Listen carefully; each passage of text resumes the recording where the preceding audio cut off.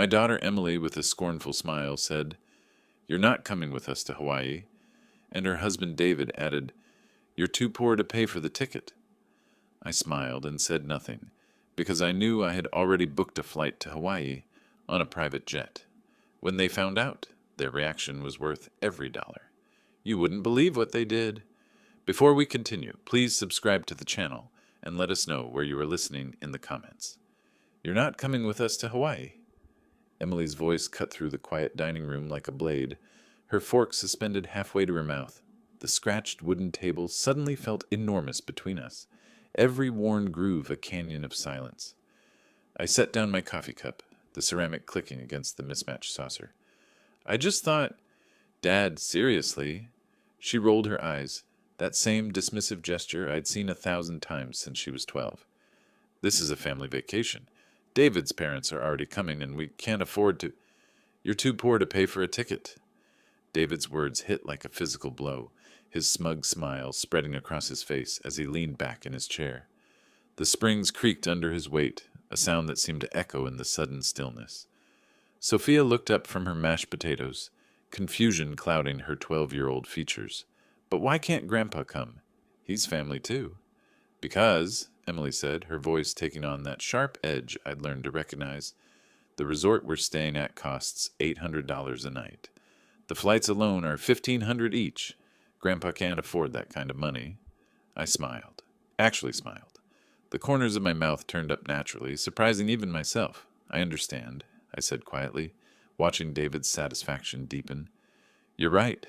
I couldn't afford that."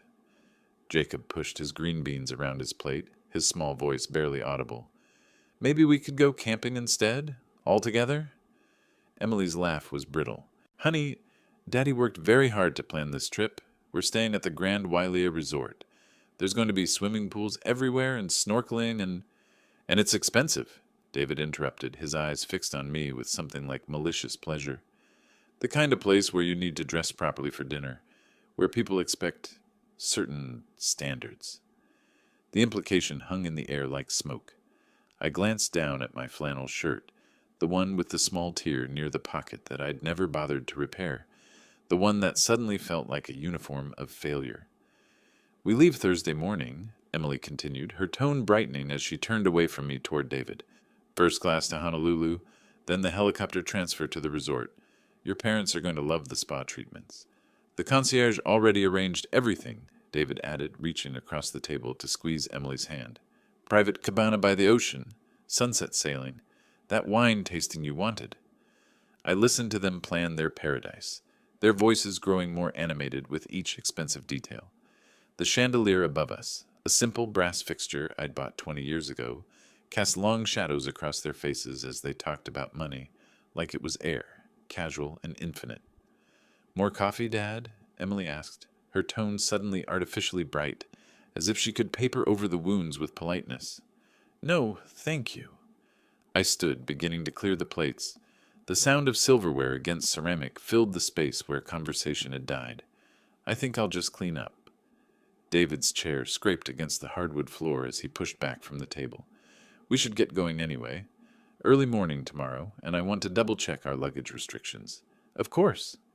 I stacked the plates carefully, my hands steady despite the tremor I felt in my chest. "Have a wonderful time." Emily kissed my cheek, her lips cold and quick. "We'll send pictures," she said, already reaching for her purse. "Maybe next time we can plan something more reasonable." I watched them bundle the children into coats, listened to the sounds of zippers and goodbyes and car doors slamming. The engine of David's BMW purred to life, then faded into the distance, leaving me alone with the debris of dinner and the echo of their laughter. The house settled into silence around me, broken only by the steady tick of the kitchen clock. I stood at the window, watching their taillights disappear around the corner, and my smile finally faded. In its place, something else entirely began to take shape. They had no idea what they'd just done. The dishes clinked softly as I scraped the remnants of dinner into the trash, each movement automatic, meditative. Green beans that Jacob had pushed around his plate, Emily's half-eaten potatoes, abandoned when the conversation turned to money, the simple meal that had somehow become a battlefield. I turned on the faucet, watching the water cascade over the plates, and that's when I saw it, a business card that had slipped from the kitchen drawer, floating face up in the sudsy water. Thompson Tech Solutions, my old company logo, barely visible through the soap bubbles. I picked it up, water dripping from my fingers, and suddenly I was back in that boardroom in 2019. The mahogany table that reflected our faces like a mirror, the handshake that transferred $15 million to my account, the way the buyer's eyes had lit up when he saw our user engagement numbers. "You built something special here, Robert," he'd said, the check sliding across the polished surface. "Revolutionary, really. This authentication software is going to change everything." I'd felt pride then, and relief.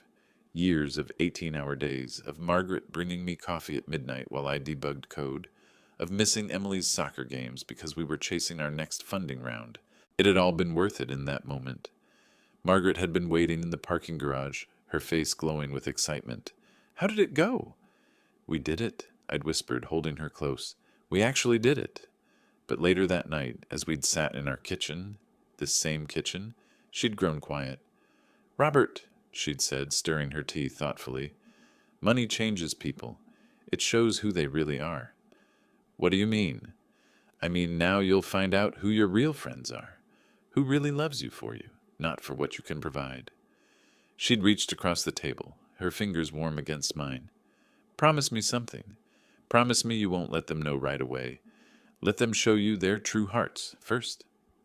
I'd laughed then, thought she was being overly cautious. But Margaret had been right about everything else in our 35 years together. Right about the business, right about people, right about Emily's growing obsession with appearances. 3 years since cancer took her. 3 years of watching our daughter drift further into a world where worth was measured in designer handbags and vacation destinations.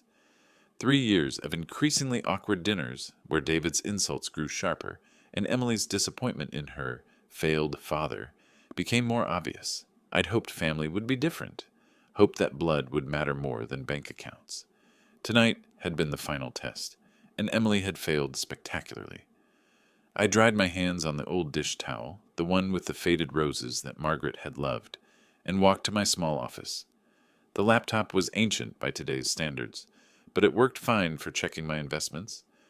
I opened the browser, navigated to my portfolio dashboard, and watched the numbers load. $15.2 million, up from last month. The irony wasn't lost on me. Emily's entire Hawaiian vacation, the one I was too poor to afford, cost less than what my investments made in a single week. The private resort room that David had mentioned so smugly, I could buy the entire resort without touching my principal. I leaned back in my chair, staring at the screen. Margaret's voice echoed in my memory. "Money shows who they really are." Well, now I knew. The question was, what was I going to do about it?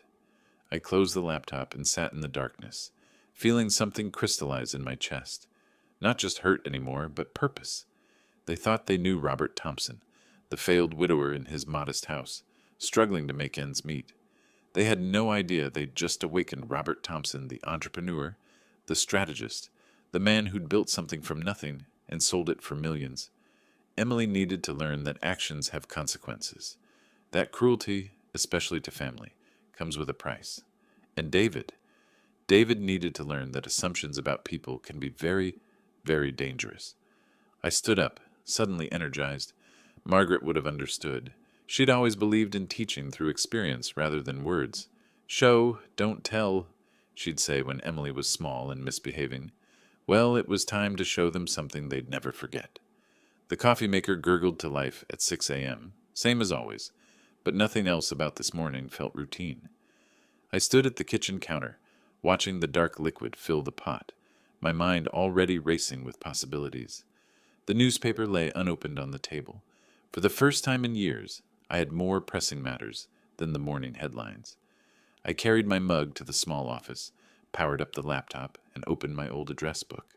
Names and numbers I hadn't called in years, connections from my business days that I'd maintained out of habit rather than necessity. Today, those connections were about to become very valuable. First, reconnaissance. I opened Facebook, something I rarely bothered with, and navigated to Emily's profile. Her privacy settings were laughably loose. Every detail of her life displayed for the world to see. There it was, a photo from yesterday evening, her and David grinning at some trendy restaurant, champagne flutes raised in a toast. The caption read, "Celebrating our upcoming Hawaiian adventure. Can't wait for the Grand Wailea Resort. Acha Blessed, Hawaii, family time." I scrolled through her recent posts, each one a breadcrumb in my investigation. Check-in at the airport showing their departure time. A photo of their flight confirmation, gate numbers clearly visible. David's Instagram account, even less secure, showing their hotel reservation details and planned activities. Amazing how much people shared online. In my business days, we'd spent thousands on competitive intelligence that was far less detailed than what my daughter posted for free. I opened a Word document and began taking notes, the old analytical mind clicking into gear.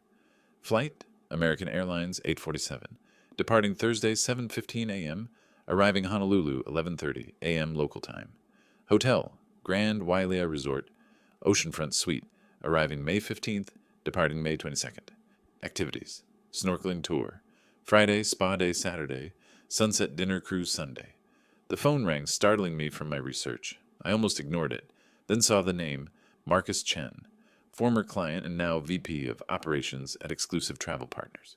"Marcus?" I answered, injecting warmth into my voice. "It's been too long." "Robert, I was just thinking about you. How are you holding up?" "Better than expected, actually. Listen, I need a favor. You still have contacts in the Hawaiian hospitality industry?" "Of course. What do you need?" I explained that I was looking into a surprise visit to see family, gave him the hotel details. Marcus's tone shifted to professional interest immediately. "The Grand Wailea? Beautiful property. Very exclusive. I can make some calls. See what I can find out about your family's arrangements. When are you thinking of visiting?" "Same week they're there. I'd like to coordinate something special." "Consider it done. I'll call you back within the hour." True to his word, Marcus called back 53 minutes later.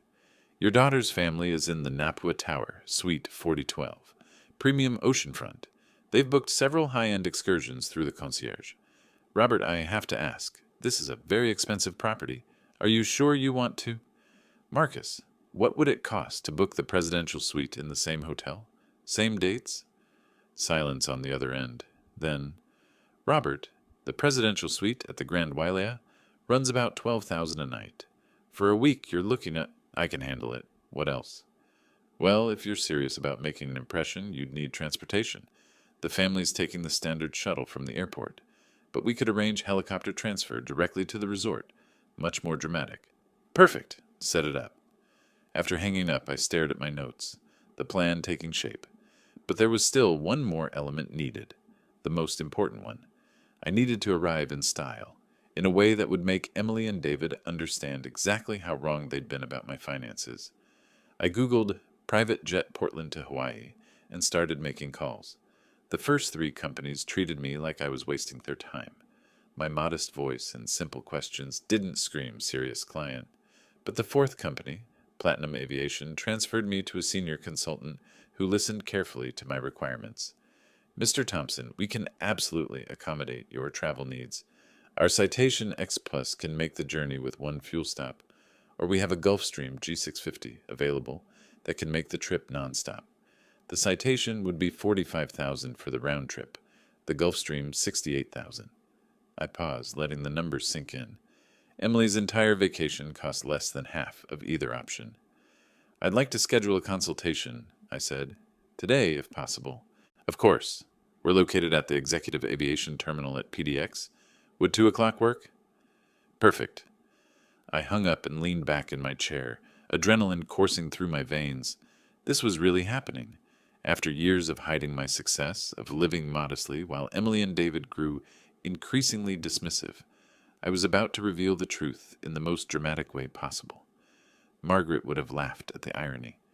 "You always were theatrical," she'd have said. "But sometimes people need a grand gesture to understand what they've been missing." I closed the laptop and headed for the shower.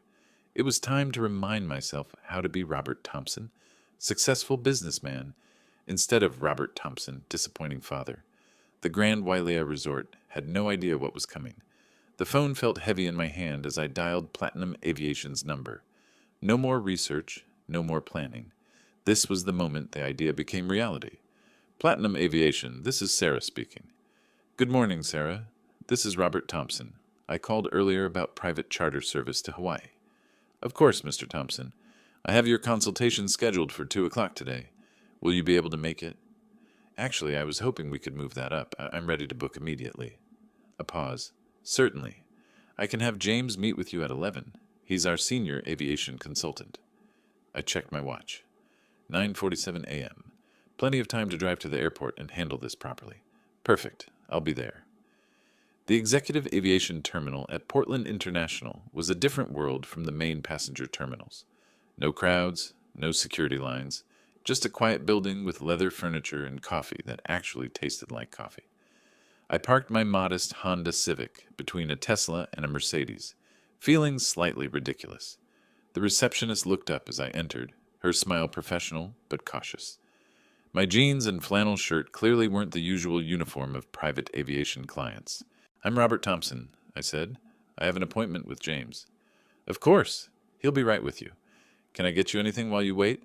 I was about to decline when James appeared, a man in his 40s wearing an expensive suit that fit perfectly, the kind of professional polish that commanded respect. Mr. Thompson? James Mitchell? Thank you for coming in. His handshake was firm, his manner courteous but reserved. I could see him taking in my appearance, making calculations about whether I was a serious client or someone who'd waste his time. I understand you're interested in charter service to Hawaii, he said, leading me to a private conference room. When are you looking to travel? Thursday morning. I need to arrive in Honolulu by early afternoon. That's quite short notice. May I ask the nature of your trip? I leaned back in the leather chair, studying his face. Family business. I need to make an impression. I see. For Hawaii, we have several aircraft options available. The Citation X Plus is our most popular choice for that route. What's the fastest you have? James's eyebrows rose slightly. The Gulfstream G650 is our flagship aircraft. It can make the journey non-stop in about 5.5 hours. Very comfortable. Seats up to 14 passengers. Cost? For Thursday departure and return the following week, you're looking at $68,000. I reached into my wallet and pulled out my black American Express card, placing it on the table between us. James's entire demeanor shifted. I'll take it, I said simply. Excellent. His voice carried new respect, new attention. Let me pull up our availability and get some details from you. For the next hour, we planned every aspect of the trip. Departure time, 9 a.m., giving me plenty of time to arrive after Emily's family had settled in. Catering, simple but elegant, though I'd barely eat anything. Ground transportation, helicopter transfer, directly to the Grand Wailea Resort. The helicopter will land on the resort's private pad, James explained, his fingers flying over his tablet. Very dramatic arrival, if that's what you're looking for. It is. We'll need to coordinate with the hotel's concierge. Do you have reservations there? Being arranged. The presidential suite. James nodded as if this were perfectly normal, though I caught the slight widening of his eyes. Of course. We'll have ground transportation waiting at the helicopter pad to take you directly to the hotel. The paperwork was surprisingly straightforward.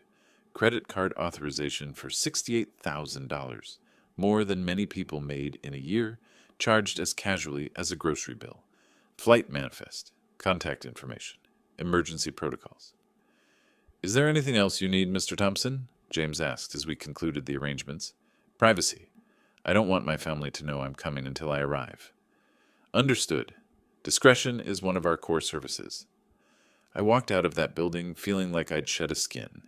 The respectful nods from the staff, the VIP treatment, the casual acceptance of spending more on a single flight than most people spent on a car, it reminded me who I really was underneath the modest exterior. Driving home, my phone buzzed with confirmation messages. Flight itinerary, hotel arrangements from Marcus, helicopter transfer confirmation. Each notification made the plan more real, more irreversible. Emily and David thought they knew me, thought they could dismiss me as a poor old man who couldn't afford their expensive lifestyle. They had no idea they'd just guaranteed themselves a lesson they'd never forget. I pulled into my driveway, looking at the small house that had been my refuge for the past 3 years. It was still home, still comfortable, but it no longer felt like a hiding place. Thursday morning, I would step out of that helicopter onto the Grand Wailea's private landing pad, and Emily would discover exactly how wrong she'd been about her poor father. The only question now was whether she'd learn anything from the experience, or if this would simply be the most expensive, I told you so, in family history. Either way, it was going to be worth every dollar. 2 days passed in quiet preparation. I folded clothes methodically, arranged my travel documents in the leather portfolio Margaret had given me years ago, and double-checked my flight confirmation for the third time. The suitcase lay open on my bed, like a promise. Casual vacation shirts, comfortable walking shoes, the kind of wardrobe a man takes on a real vacation, not the desperate scheme Emily imagined. The sound of car doors slamming in my driveway cut through the peaceful afternoon. Then footsteps on the porch, confident and familiar. Before I could reach the front door, I heard the click of a key in the lock. "Dad, are you home?" Emily's voice carried that particular tone of someone who expected to be alone. I emerged from the bedroom, travel documents still in my hand, just as she rounded the corner with 2 large shopping bags. Her eyes went immediately to the suitcase visible through my doorway, then to the papers in my hand, and her face transformed. "What is that?" The bags dropped from her hands, contents spilling across my hardwood floor. "Are you seriously planning to follow us?" "Good afternoon to you too, Emily." I set the documents on the hall table. "I'm taking a vacation." "A vacation?" Her voice climbed an octave. "Dad, this is insane. You cannot follow us to Hawaii. You cannot stalk our family." "I'm not following anyone. I planned my own trip." "To Hawaii?" "The same week we're there." What a coincidence. She kicked at one of the fallen items, a beach towel I'd bought her years ago. "This is beyond inappropriate. You're trying to ruin our family time." I leaned against the doorframe, watching her pace my small living room like a caged animal. "Emily, the Pacific Ocean is quite large. I'm sure we can both enjoy it without crossing paths." "Don't be ridiculous. Hawaii isn't that big, and you know exactly where we're staying." "God, what will David's parents think? What will people say?" "About what?" "About you showing up like some desperate old man who can't take a hint." Her hands flew through the air as she spoke, punctuating each cruel word. "It's pathetic, Dad. You're too old for this kind of behavior, and frankly, you're too poor to afford whatever sad little trip you're imagining." The familiar sting of her words had less power now. I smiled. "I can afford exactly what I need." Emily's laughter was sharp, brittle. "Really? With what money?" "Dad, you live in this tiny house. You drive a 15-year-old car. You shop at Goodwill. Let's not pretend you're taking some luxury vacation. What did you do? Book a hostel? Find some discount motel near the airport?" "Something like that." "This is embarrassing for everyone involved. Cancel whatever pathetic arrangements you've made. If you show up in Hawaii while we're there, I swear we'll leave immediately. We'll cut our vacation short rather than deal with this stalking behavior." I walked to the window, watching a neighbor tend his garden. The afternoon light caught the roses Margaret had planted, still blooming after all these years. "I understand you feel strongly about this." "I feel strongly about not being humiliated. David's parents are lovely people, and they don't need to see this kind of dysfunction. They don't need to witness you following us around like some lost puppy." "I won't be following anyone around." "Then cancel your trip." "No." The simple word hung in the air between us. Emily stared at me as if I'd grown a second head. "No?" "Dad, I'm not asking, I'm telling you. Cancel whatever ridiculous plans you've made, or I'll never speak to you again." "That would be unfortunate." I turned back to face her. "But it wouldn't change my travel plans." Her face flushed red. "Fine. Don't come crying to me when you get stranded somewhere with no money and no way home. Don't call me when your discount hotel turns out to be a dump, or when you can't afford food, or when you realize you're in way over your head." She grabbed her bags, shoving the spilled items back inside with sharp, angry movements. "I'm done trying to protect you from your own poor judgment. If you want to make a fool of yourself, go ahead. Just don't expect any help from us when it all falls apart." The front door slammed behind her with enough force to rattle the windows. I watched through the glass as she threw her bags into the BMW's back seat, her movements sharp with fury. The engine revved aggressively as she backed out of my driveway, tires squealing slightly on the asphalt. The house settled back into silence. I returned to my bedroom, picked up the travel documents from the hall table, and resumed my packing. Emily had just provided the perfect final test of her character, and failed even more spectacularly than I'd expected. Tomorrow morning I would step aboard a private jet worth more than her house, but tonight I had suitcases to finish. The evening quiet felt different after Emily's explosive visit. I completed my packing with methodical precision, checking off items from the list I'd written: medications, casual clothes, the good watch Margaret had given me for our 25th anniversary. Everything folded and arranged in the leather suitcase that had traveled with me to business meetings across 3 continents. My phone rang as I zipped the main compartment closed. The caller ID showed a name I hadn't expected: Michael Clark. "Robert, how are you feeling tonight? Any better?" I paused, phone pressed to my ear. "Better? I'm sorry, Michael. What do you mean?" "Oh." A long silence. "Emily told us you've been quite ill. She said you've been to several doctors, that you're on new medications. I was calling to see if there's anything Martha and I can do. Groceries, errands, anything at all." The room seemed to tilt slightly. Emily had told them I was sick? "That's very kind of you to call," I managed, my mind racing through the implications. "She mentioned you've been having some dizzy spells, that you're too weak to drive some days. We were so worried about you being alone in that house. Are the new medications helping at all?" I sank into my armchair, staring at the packed suitcase, visible through my bedroom doorway. Emily hadn't just excluded me from their vacation. She'd created an elaborate fiction about my health to justify it, to make herself look like the caring daughter protecting her fragile father. "I'm having some good days and bad days," I said carefully, adopting a slightly weaker tone. Of course. Martha wanted me to tell you that we're keeping you in our prayers. And please, don't hesitate to call if you need anything at all. We could bring dinner by sometime this week, or help with any heavy lifting around the house." The genuine warmth in his voice made Emily's deception even more sickening.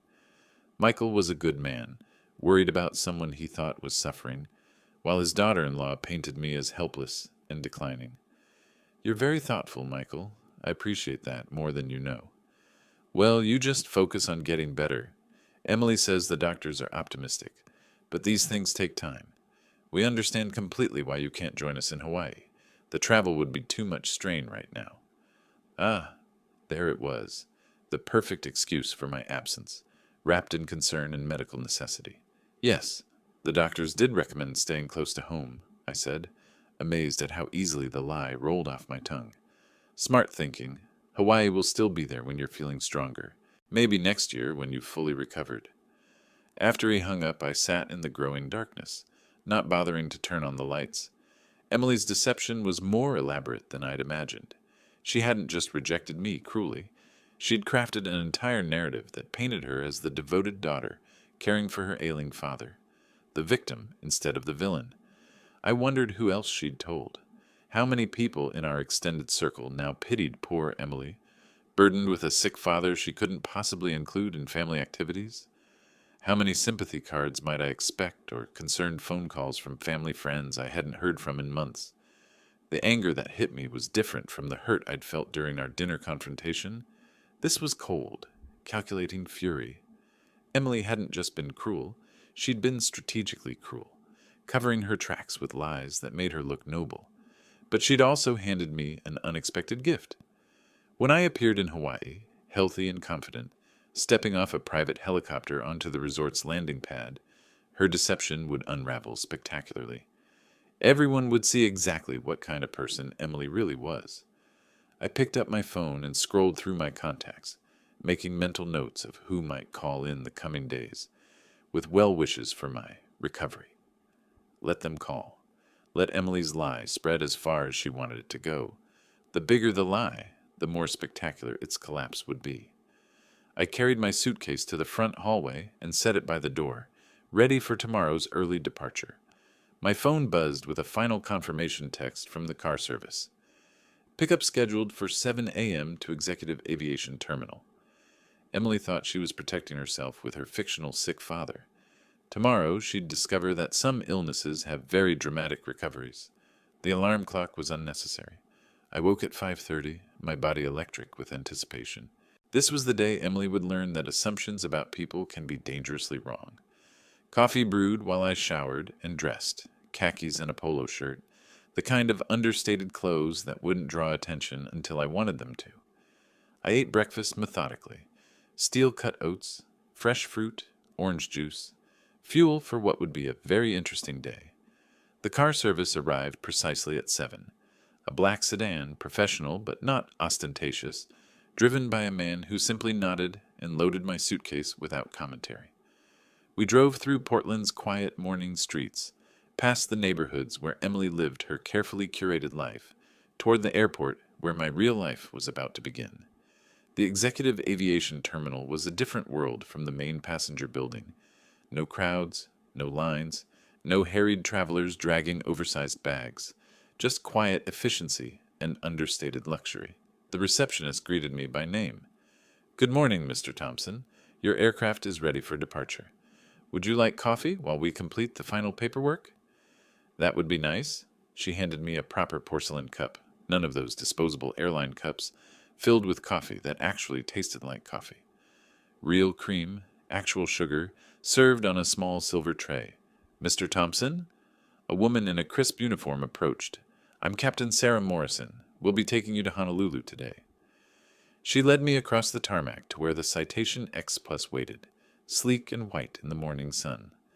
Not the largest private jet I'd seen, but substantial enough to make a statement. The kind of aircraft that cost more per hour to operate than most people earned in a month. "We'll have you in Honolulu by 2 o'clock local time," Captain Morrison explained as we climbed the airstairs. "Flight time approximately 5 hours and 40 minutes. The weather looks perfect for the entire journey." The interior was everything the sales consultant had promised. Cream leather seats that could fully recline, polished wood trim, a cabin that could comfortably seat 8, but would hold only 1 today. The flight attendant, a professional woman named Janet, offered champagne for takeoff. "Just coffee for now," I said, settling into the leather seat that probably cost more than most people's cars. The takeoff was whisper smooth, Portland falling away beneath us as we climbed into clear Oregon skies. Below, I could see the neighborhoods where Emily and David lived their modest upper-middle-class lives, unaware that her poor father was looking down at them from 30,000 feet above.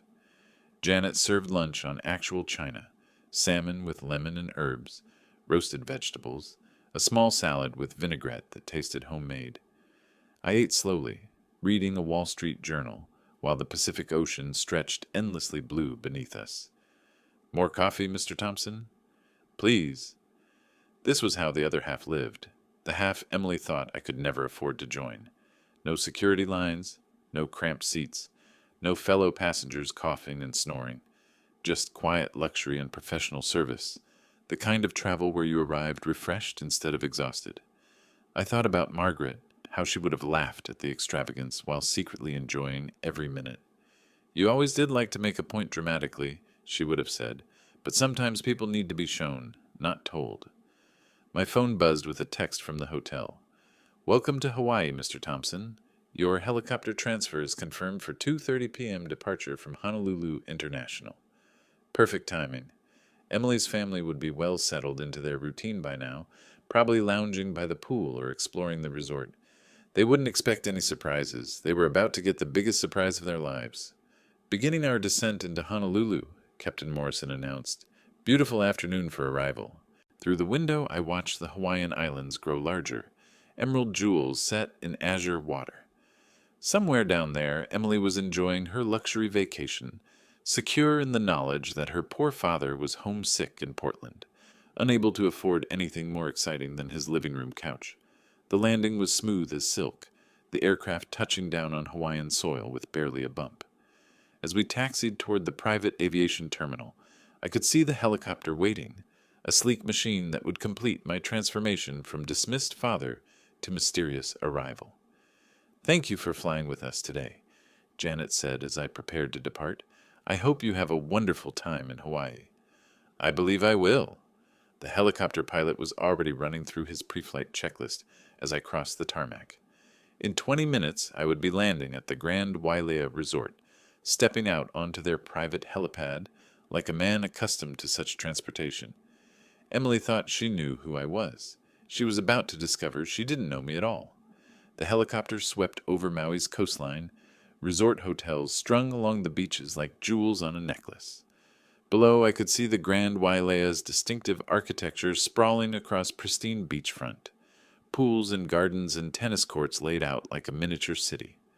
"Beautiful property," the pilot said through the headset. "You picked a good one." "So I'm told." But I wasn't going to the Grand Wailea. My reservation was at the Fairmont Key Lani, 3 miles up the coast, far enough away to avoid accidental encounters, close enough for strategic positioning when the time came. The Fairmont's lobby was all polished marble and tropical elegance, the kind of understated luxury that whispered rather than shouted. The desk clerk's smile was professionally warm as I approached. "Mr. Thompson, welcome to the Fairmont Key Lani. We have your oceanfront suite ready, and I see you've arranged helicopter arrival." "Very nice. Thank you." Everything went smoothly. "Excellent.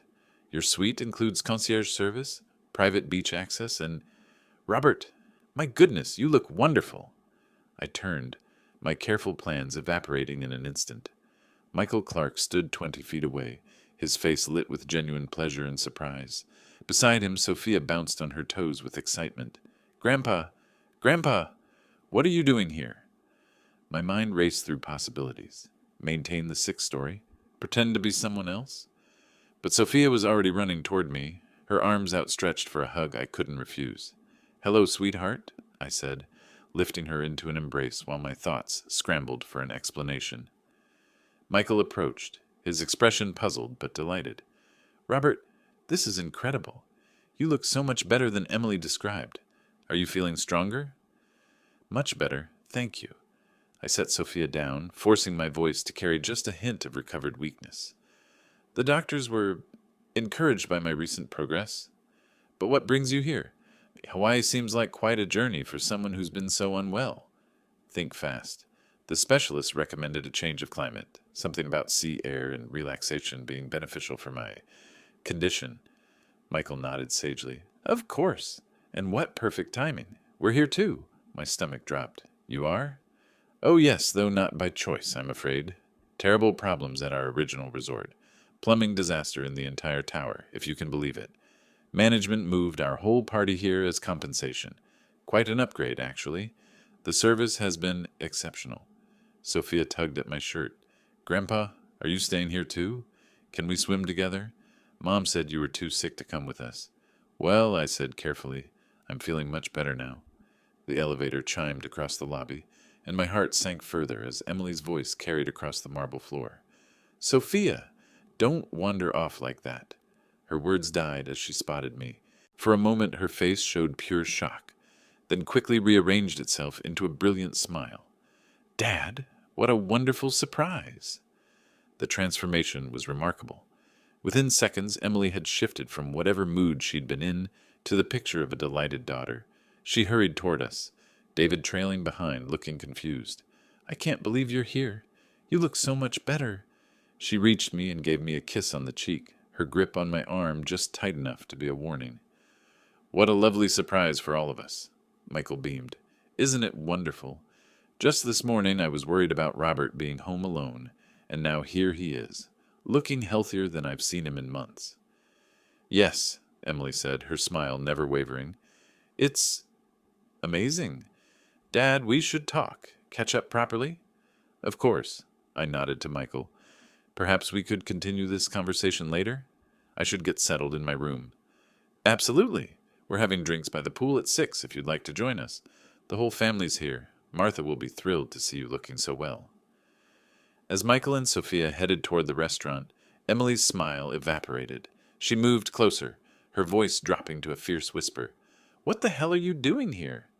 "I told you I had vacation plans. This is insane, Dad. You followed us here. This is stalking behavior." "Emily, I had no idea you'd be at this hotel. Your arrangements were at the Grand Wailea, remember?" "Don't play dumb. You somehow found out we were moved here, and you—" She paused, studying my face. How did you afford this place? How did you afford to get here? I smiled the same mysterious smile that had unsettled her in Portland. I managed. Managed how? Dad, this hotel costs $800 a night. A flight from Portland is $1,500 minimum.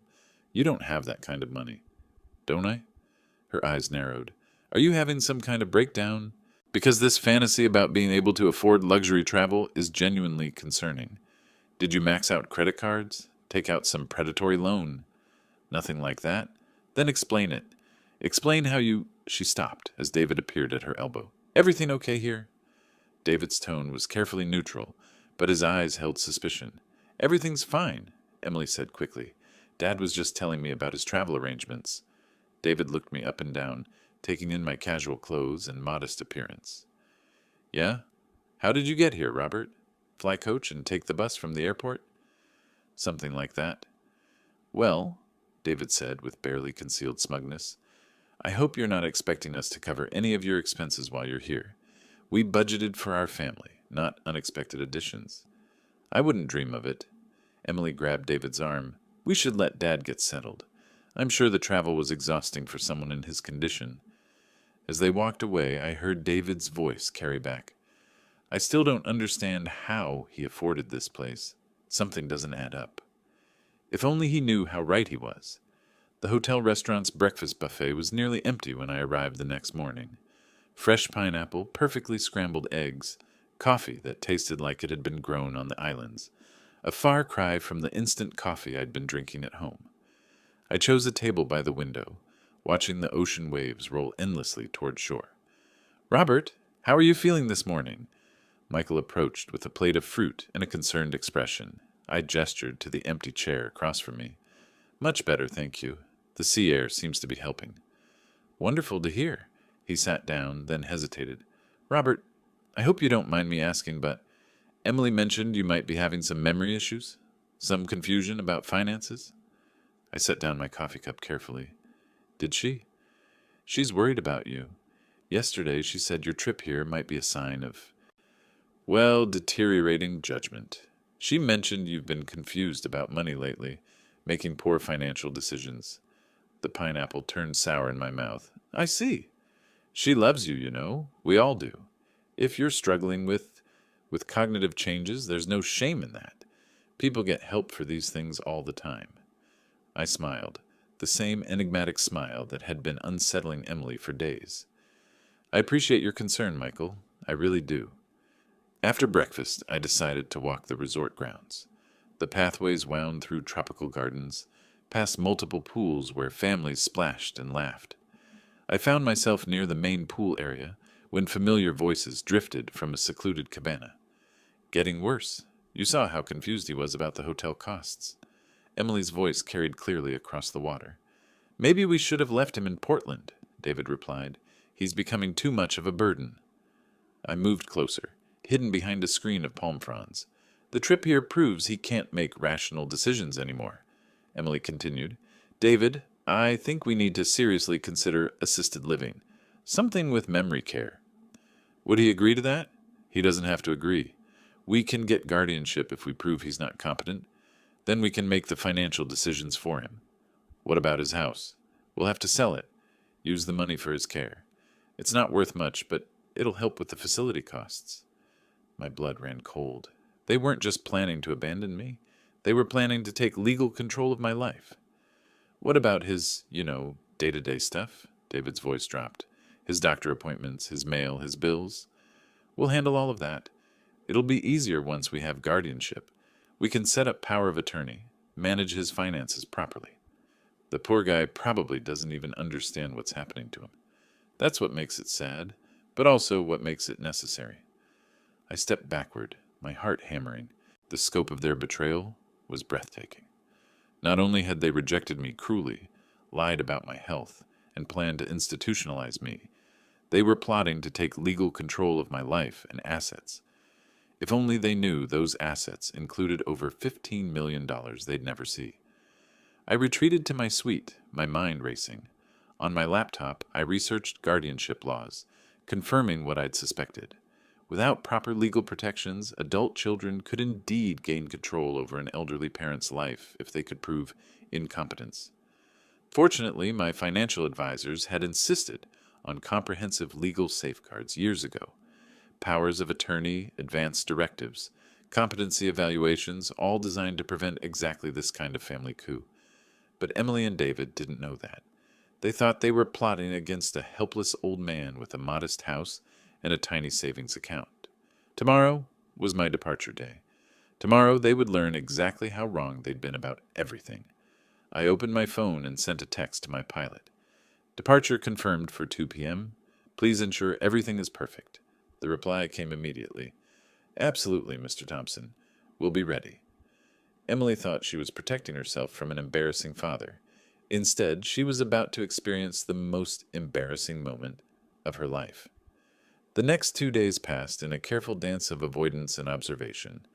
I timed my meals and pool visits to minimize contact with Emily's family, watching from a distance as they enjoyed their luxury vacation, the same vacation they'd deemed me too poor to afford. Yesterday afternoon, I'd encountered Sophia and Jacob at the hotel's game room, while their parents were at the spa. The children had rushed toward me with genuine excitement. "Grandpa, want to play air hockey with us?" "We missed you at dinner last night," Jacob added. "Mom said you were tired." "I'm feeling better today," I said, accepting Sophia's challenge at the game table. "Tell me about your vacation. What's been your favorite part?" "The snorkeling," Sophia's face lit up. "We saw sea turtles, and Jacob learned to body surf." "That sounds wonderful. Are you having fun with your grandparents?" "Grandpa Michael taught me to play poker," Jacob whispered conspiratorially. "But don't tell Mom." I laughed despite everything. These children were innocent in all of this. Whatever happened tomorrow, I would ensure they weren't hurt by their parents' mistakes. "Grandpa," Sophia said quietly, "are you really sick? Mom keeps telling people you're sick, but you seem fine to me. What do you think?" "I think you're sad, but not sick sad. Different sad." Children saw truth that adults missed, or chose to ignore. This morning I'd had breakfast again with Michael and Martha. They'd insisted on including me in their beach walk, their kindness a sharp contrast to their daughter-in-law's cruelty. "Robert, you seem so much stronger than Emily led us to believe," Martha said as we walked along the water's edge. "Are you sure you're taking all your medications properly?" "I'm being very careful about my health," I replied, which was true in ways she couldn't imagine. "Good. We were so worried when Emily told us about your condition, but seeing you here, enjoying yourself, it's reassuring." Michael nodded. Maybe the doctors were too pessimistic. You know how they can be. I thought about Emily's elaborate lies, the fictional illness she'd created to justify her cruelty. Soon, very soon, the truth would be impossible to ignore. That evening, I finalized my departure arrangements. The private jet would be ready at 2 p.m., just as Emily's family prepared to leave for their commercial flight. The timing would be perfect, public enough for maximum impact, but not so public as to humiliate the children. I also made one additional arrangement. If Sophia and Jacob wanted to fly home with me on the private jet, they could. A special treat for 2 innocent children who'd been caught in their parents' deception. My phone buzzed with a text from Emily. "Dad, we're leaving tomorrow at 3 p.m. Are you feeling well enough to travel? We could help you get to the airport if you need assistance." The fake concern in her message was almost laughable. I texted back, "Thank you. I have my own arrangements." Her response came immediately. "Are you sure? The airport can be confusing, and with your condition, I'll be fine." Tomorrow, Emily would discover that her confused father had planned every detail of this encounter with the precision of a military operation. She would learn that assumptions about people could be very dangerous. I packed my suitcase for the final time, leaving out the clothes I'd wear tomorrow. Something casual but dignified. The kind of outfit a millionaire might wear while traveling on his private jet. The last test was over. Emily had failed spectacularly. Now came the reckoning. The hotel lobby bustled with checkout chaos as I descended with my single suitcase. Emily's family clustered near the concierge desk, coordinating taxi arrangements for their commercial flight. "Dad! Perfect timing," Emily called out with artificial brightness. "My car should be here soon," I said, checking my watch. Emily frowned. "Car? Aren't you flying home? I have alternative arrangements, David smirked. Please tell me you didn't book some sketchy discount airline. Through the windows, a black town car appeared. The uniformed driver approached the desk. Thompson party? That's me, I said. Emily stared at the luxury vehicle. Dad, that's expensive car service. Actually, my pilot is expecting me. The lobby froze. David laughed harshly. Your pilot? Robert, this isn't funny. I turned to the children. Would you like to see Grandpa's airplane? You have an airplane? Sophia's eyes widened. I do. Want to ride home with me? Emily's face went pale. This is unrealistic. You don't have an airplane. Let's see, I said simply. 20 surreal minutes later, our convoy arrived at the executive aviation terminal. Through the windows, my citation ex post gleamed on the tarmac. Crew at attention. Silence. Then Emily whispered, Oh my God. David's jaw dropped. That's a $60 million airplane. I charter it, I said, stepping out. More economical. Captain Morrison approached. Good afternoon, Mr. Thompson. Ready for departure? As we climbed the aircraft stairs, Emily called desperately. Dad, wait. Could we possibly... Is there room? I turned, remembering her words. You're too poor to pay for a ticket. Emily, I said gently, I'm afraid you're too poor to afford this flight. Her face crumpled. I'm sorry. So sorry. Some lessons are learned through experience. The door closed on Emily and David, standing helplessly below, watching their poor father taxi away with their children waving from windows. In Portland, when I had already unpacked all my things and had a little rest, I heard the sound of a car door slamming from the street. Emily's family had arrived, their faces grim with determination. Emily burst through my door, eyes red with fury and tears. We need to talk. Now. After sending the children to wash up, Emily sank into my armchair. The private jet. The money. Explain everything. I settled on the couch. In 2019, I sold my technology company for $15.2 million. Complete silence. 15 million, Emily repeated slowly. Current net worth, 18 million. David collapsed onto the couch. You're a millionaire. Several times over. I lived modestly because your mother believed wealth changes people. She wanted me to discover who loved me for myself. Martha spoke first. Emily told us you were sick, having financial problems. I was never sick? That was Emily's story? Emily's face went white. Dad, you told everyone I was confused, needed supervision. You planned assisted living, guardianship over my finances. Michael's face flushed with anger. Emily, you lied to us. I thought he was broke, Emily protested, maybe developing dementia. So you decided to control his life? Martha's voice was sharp. I raised my hand for silence. Emily, you judged my worth by appearances. You rejected me cruelly, lied about my health, planned to institutionalize me. I'm sorry, so sorry. I forgive you. But forgiveness doesn't eliminate consequences. I looked at her steadily. I've revised my will. Your inheritance goes to Sophia and Jacob's education trust. They'll receive it at 25 if they demonstrate proper values. Emily began crying. You're cutting me out?